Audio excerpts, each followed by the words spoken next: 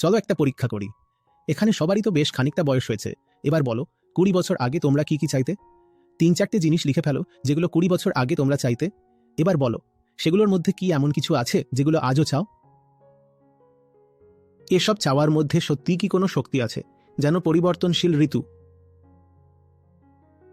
যেন সকালে শিশিরের ফোঁটা, এই আছে এই নেই, কিন্তু যখন চাওয়াটা জাঁকিয়ে বসে তখন তো একদম অস্থির হয়ে যাও। মনে হয় হায় হায় যদি এখনই পেয়ে যেতাম।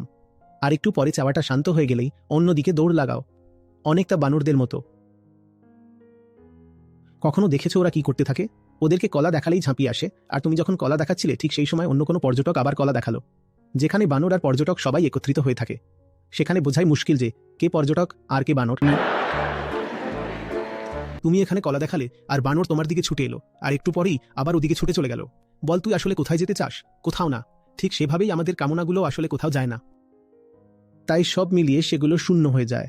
সব কিছু নিজেই নিজেকে বাতিল করে দেয়। তুমি যা কিছু চাও সেগুলো তুমি পাও না। তার কারণ হলো তুমি দিনে 100 রকমের বিক্ষিপ্ত জিনিস চেয়ে থাকো। তোমাকে কি দেবে যে কিছুই চায় না? সে যখন সত্যি কিছু চায় তখন সেটা সে পায়।